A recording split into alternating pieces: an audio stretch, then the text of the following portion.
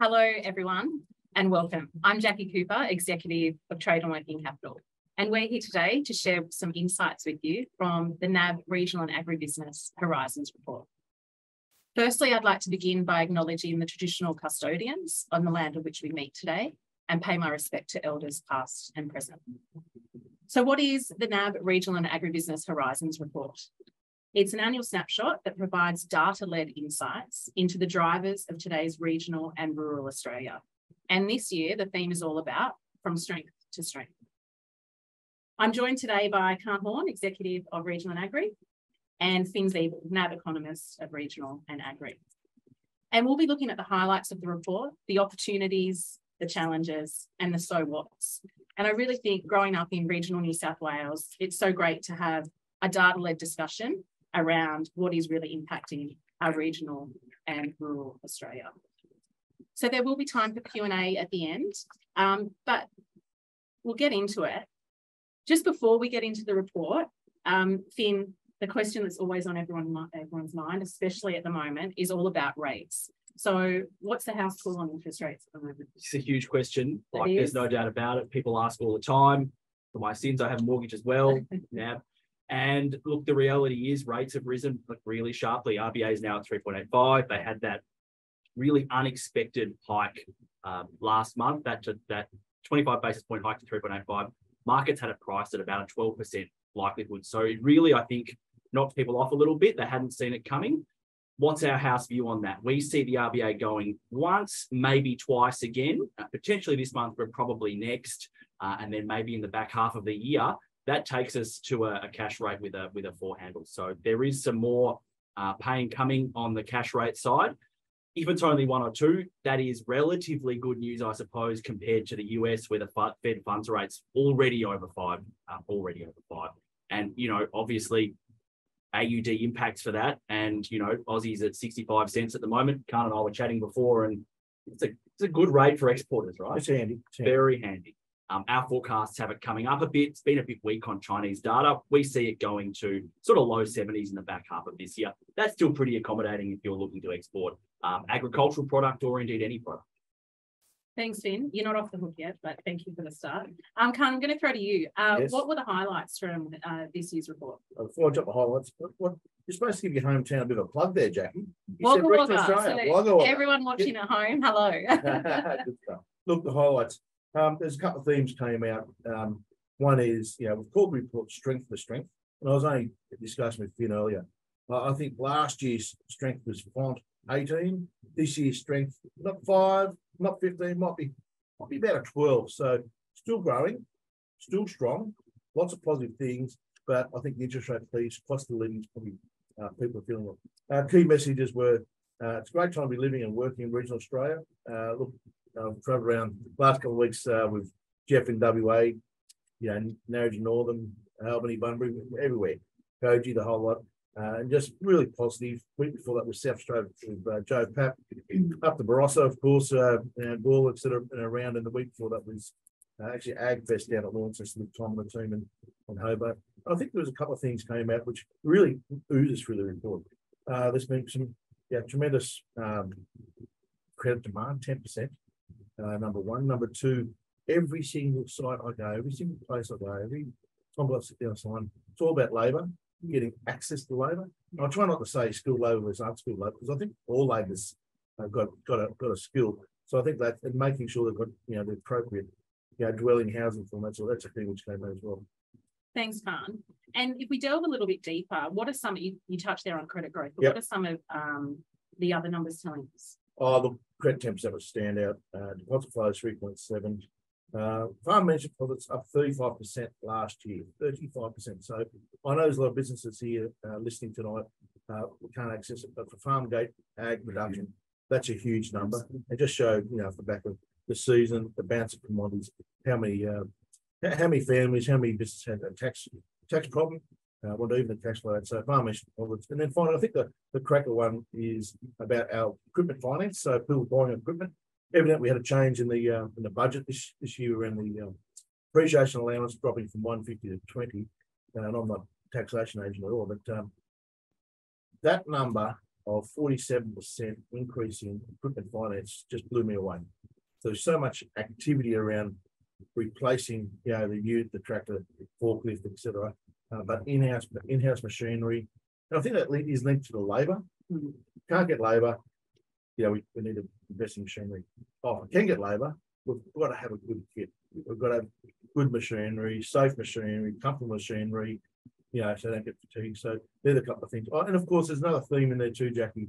A lot of people were very interested in being efficient, being productive, about their own, carbon footprint, decarbonisation. So why buy a rig which is doing 15 litres per 100 k's when you can buy one for 9? So that efficiency piece also played through. Yeah, great. Thanks, Mark. And I heard you speak post-budget around infrastructure being a real challenge for regional Australia. But do you want to update the audience on some of the other challenges that regional Australia is facing? Oh, look, the first one, look, infrastructure. I love seeing big infrastructure projects. That just, snowy. You got up with Jason and J.O. and the team at that second crossing over Toowoomba, the Toowoomba Airport. With Alison at Coffs Harbour, that tunnel through Coffs Harbour will just take 12 sets of traffic lights. That would take 20 minutes off all those semi-trails going up and down Highway number 1 each night, every day. So they're the big projects that I've seen. But the other to answer the question, other challenges, the cost of living for a lot of young families, people, energy. Whilst it's easy, that's always been a bit of a challenge. But I think just getting labour to where you need it and having a mobile workforce. I don't think we've seen them. I know we've got 400,000 migration planned this year. It just doesn't feel like the backpackers have come back. We haven't mobilised as much as it was pre-COVID, so they'd be the key ones. Thanks, Khan. Finn, I might throw to you now. What is the big picture telling the city report? Look, I'm on the eco side of things, so I sit in the economics team, and economists do have a reputation of being glum people, so apologies in advance. And we're just talking before this, and let's rewind the clock 3 years, March 2020. You talk to any economist then, or anyone, we thought it was going to collapse. We genuinely, people were really, really worried with this pandemic at the very start. But what actually happened was a tale of remarkable resilience. Most people were able to keep their jobs, and government stepped in and provided enormous support to do it, right? Yep. People kept their jobs, consumers kept spending. I spent a lot of money in lockdown. There's no doubt about that on too much stuff. Yep. The economy rebounded remarkably well from this pandemic. And then as that restrictions period eased, consumers were out and about spending on hospitality. You go to a restaurant anywhere in the country, regional, metro, it was packed, right? It's still very busy. So hospitality has been running at 20% above pre-pandemic levels. People are just out. So it's been really resilient. It's been this tale of remarkable strength. Yep. However, and this is the however, you open a paper, any page of the newspaper now, and it's bad economic news. We talked about interest rates. That's the key driver. Why are rates rising at the moment? They're rising for basically one reason, and that's because inflation is high and because inflation is sticky. Now, some of that's demand, but some of it's things like supply chains during COVID got out of whack. Russia invaded Ukraine, but nobody expected that. So all of these little crises and shocks have all added up to a very sticky inflation rate. RBA's moved. That's why we're now seeing consumers starting to pull back a little. So goods spending has already come off quite a lot. Hospo is still going strong, but the further the RBA hikes, their job is to hike to get demand down.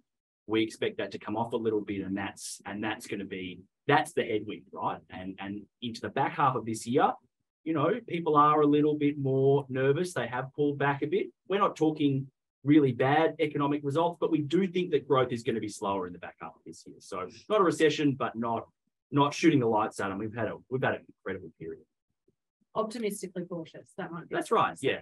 So Finn, what about the agricultural highlights from the report? Oh, well, ag, we talk about the economy being resilient, but how about ag? 3 years, 3 of the best seasons I have ever seen in my life. Just extraordinary agricultural conditions. We had a couple of record crops. WA last year, who saw that coming? Just out of nowhere, bang, biggest season ever, massive, CBH did huge numbers in WA. Cattle price, we know that's come off a lot recently, but Eastern Young Cattle Indicator at nearly $12, that's phenomenal. Before 2020, I don't think it had ever cracked past about 700 cents, 720 cents. So you'd seen a combination of high commodity prices, record production, that's led to the best cash position agricultural producers have had, I think, almost ever, certainly in living memory. But again, headwinds, consolidation, name of the game here, Khan. You talked about this 12-point strength, you know. People are in a consolidation mode. We know commodity prices have come off. Exports had been at record levels. You know, ag exports had been huge. You couldn't get grain onto a boat. It was so hard. Now we're talking about lower levels in the coming year just because we can't have a season as good as the last one. This question of an El Nino, if that transpires, there's some challenges ahead. But people are, I think, in a better position to handle those challenges than they certainly have been at any point in recent memory. Absolutely. Thanks, Finn. And we'll get to a little bit later, and I'm sure there'll be more questions coming through to tie to an economic forecast again. But let's bring back Khan. So Khan, what would be your message to regional and agribusiness communities across the country? Well, the message is, in terms of lending, we're Australia's biggest lending for business. So if you've got a business opportunity or a business concern, there's nothing like just picking the phone up, making a point with your business banker, your health banker, agri banker, just make a point to talk through the opportunity or what the challenge, and then set an agenda. Tell exactly what the opportunity is, etc. If you're really concerned, or it's a big one, get to know your regional manager. But definitely, you and your trade team. How many trade team members around Australia live in regional Australia? Oh, gosh, a lot of them. Say 40%. Yeah. So, trade, we've got our equipment finance, we've got our interest rate team members, FX members, out and about. So I think getting the right expertise at the table is correct. Because what's playing on my mind is definitely the interest rates, what happens with this inflation period. But I think close to home, we're seeing more cyber attack and cyber events. That's the one that really worries me. It's grown up with, here in the bank here in Sydney today, physical security. It's very important. Back down there in 92 was all about physical security. Now, I do worry about it, but I'm more worried about what fraudsters, the criminals are doing, sitting offshore, hacking, pretending to ring, stealing identity, breaking into your email. So that's probably the biggest one. Yeah. So in summary, Jackie, make time with your banker, tell them your story, bring the right information. You get a specialist along, but make sure you're also talking about the risk. And it's not just interest rate risk, definitely cybercrime. You can prevent it. Absolutely. And thanks, Finn and Karen. I think we can see there's some really strong reasons there around NAB regional and agribusiness customers and for them to be optimistic about the future. Before we go to the Q&A, I'd like to pick up on the thing you touched briefly on exports that we mentioned earlier. And I think it's not just agricultural exports that are doing well, but export volumes are remaining strong and buoyant. I mean, we've had coming off record years, of course. But we know, I guess, the global markets that, our customers operate in will continue to evolve and change. And it's really about being prepared for that and being able to face into that and adapt to those changing conditions as they arise. Travel, we touched a little bit on that. Travel's expected to recover to pre-pandemic levels, and obviously following through successive La Nina years and above average rainfall, more normal weather patterns we're expecting into the back half of this year and definitely into next. But Khan, just to reiterate your point around the message is really clear. At NAB, we're open for business, and as Australia's largest business bank, we do have that specialist expertise on the ground right across regional Australia.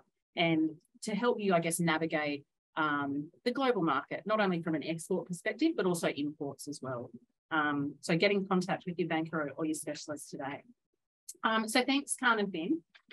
It's time now to go to the Q&A, and we do have quite a few questions that were submitted as part of the registration. If we have time for more, we'll cover those as well. So get the questions in. But let's get into it. Khan, you touched on cybercrime. Yes. Cybercrime is unfortunately growing at a rate of knots, and it's not just the older generation that are falling piece. So, how much cybercrime are we actually seeing? Oh, there wouldn't be one day someone doesn't get hit. Customers get hit in Australia.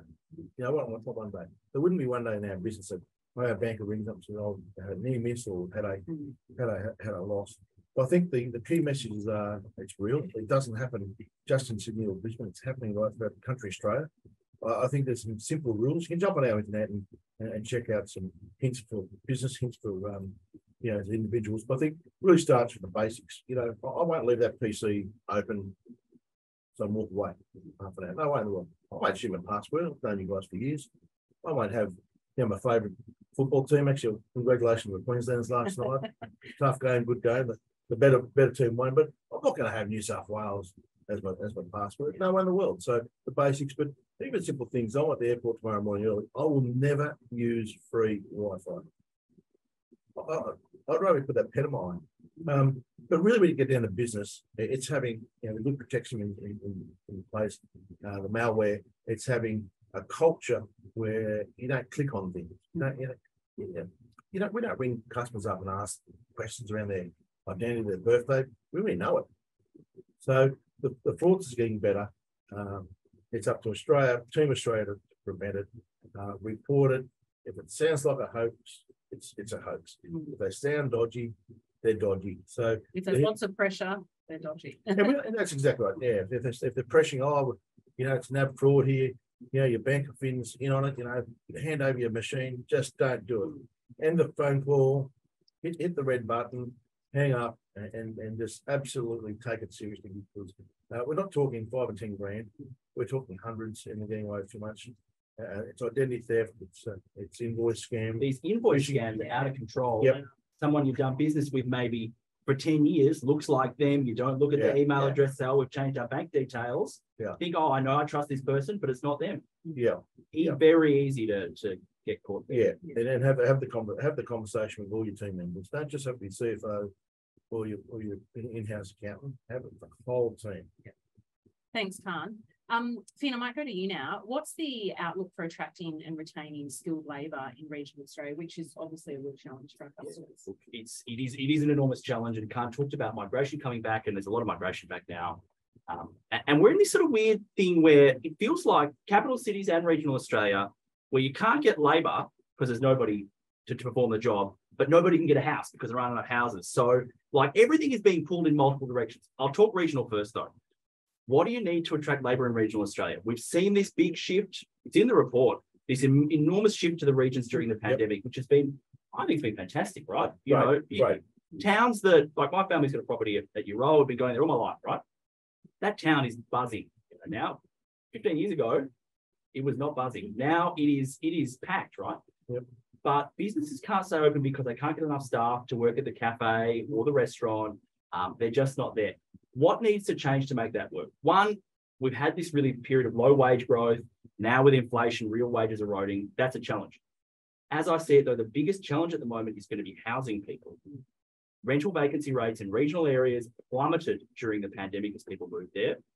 Good thing, it's a great thing for regional areas, but now we're in this consolidation phase. Hard to get people to move, to take up a job in a new city or town if they can't get a nice house and they can't get it affordably. If you can't provide those basics, how are you going to move? You're not going to live in a caravan, right? That's a real challenge. So housing, immense challenge in regional Australia, and an emerging challenge again in capital cities. That's not going away. We think migration is going to be coming back. That's anecdotally just starting to ease some of the labour pressures, but still, you need people with specific skills. True. We're prepared to do specific jobs, specific regions. It's not as easy as it sounds. So there's going to be a period here where labour is going to be tight.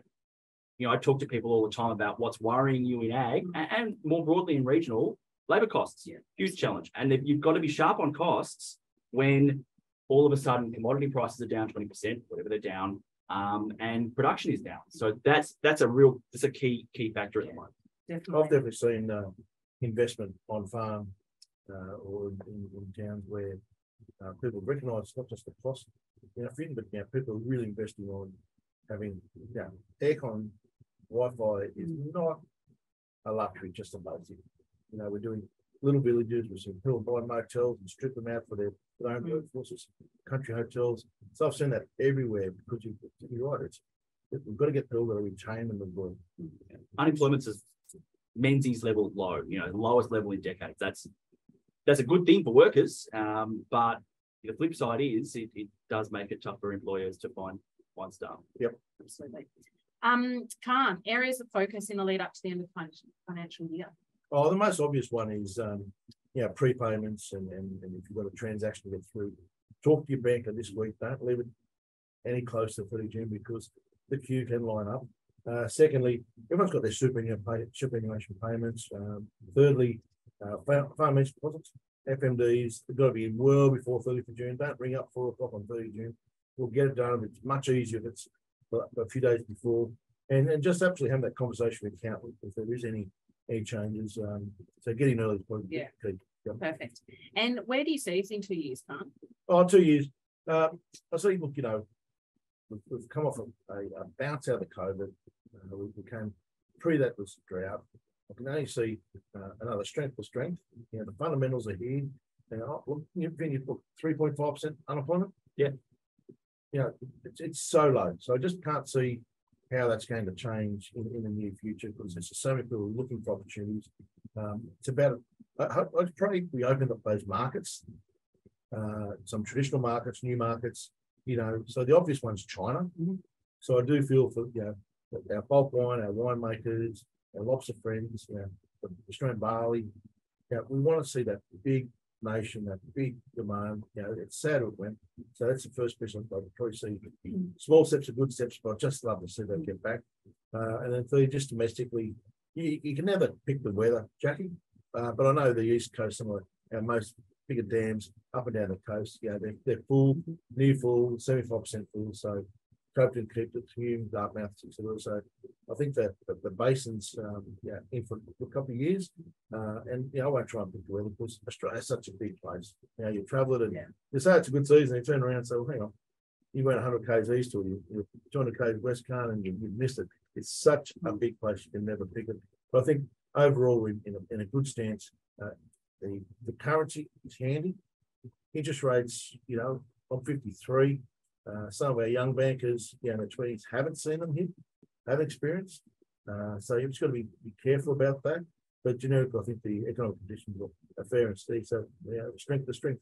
And what about rural land values, Khan? So with a dry year potentially on the cards and the higher interest rate environment than what we're used to, how do you see that playing? Oh, we're not valuers, and that's why we do have a policy that we get valuations rotated every 3 years, and after 90, you've got to go to an independent second, third valuer.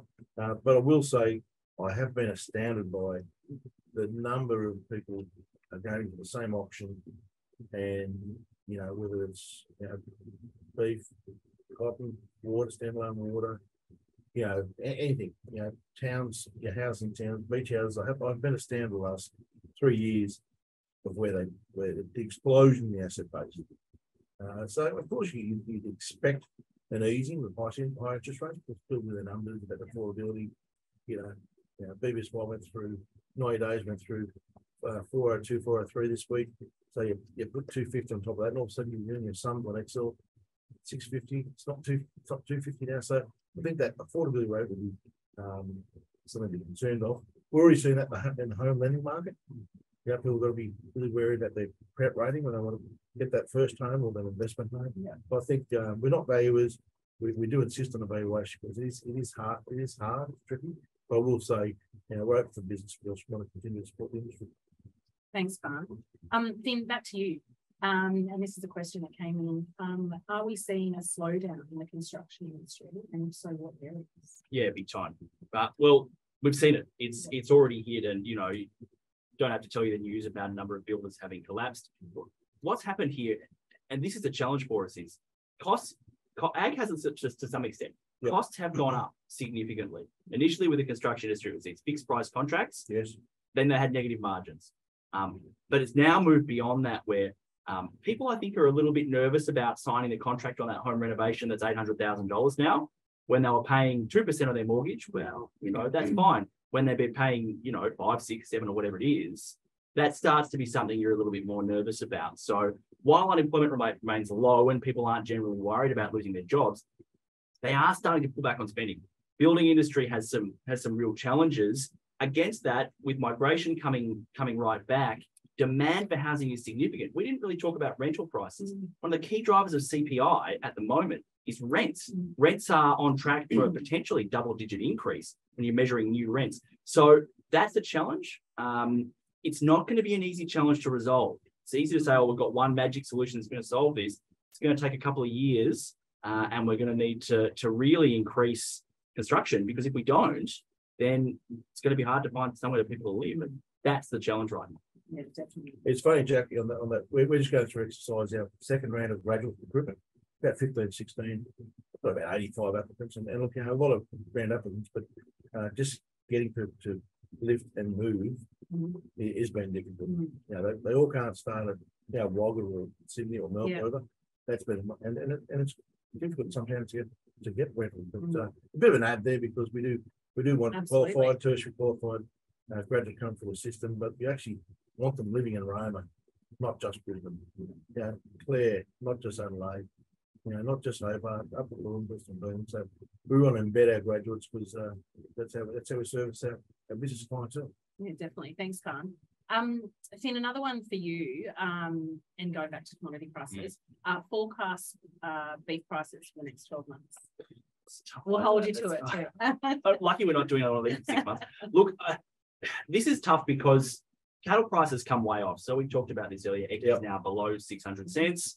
For some people who are trading, there's been a hit there.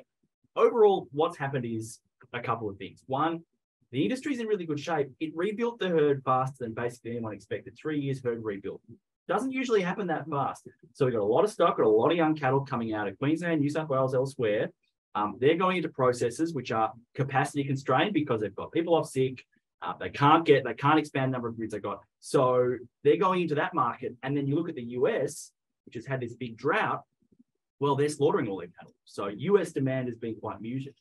And then you look at China, for example. Chinese growth has been lower than expected coming out of the pandemic. That we expected this big bounce back in Chinese consumption, I think, hasn't really happened yet. So they're not dining out as much. All of that adds up to less demand at a time where supply is through the roof. Now, I think the real question mark here for the next 6 months is, do we get this El Nino? Do we get a dry period? It's already quite dry in some areas. Parts of Queensland now are quite dry. The south is wetter. I almost bogged my ute in the paddock the other week. It's embarrassing. But the challenge here is going to be weather, and it's going to be demand. And I think there is a downside risk period, but into 2024, we should expect to see a bit of a pickup again as that US market has bottomed out, their demand increases. But we're not weather forecasters, and so much of this is dependent on whether we get some rain. Absolutely. Khan, what's changed with regards to the bank's requirements for lending in the rural sector?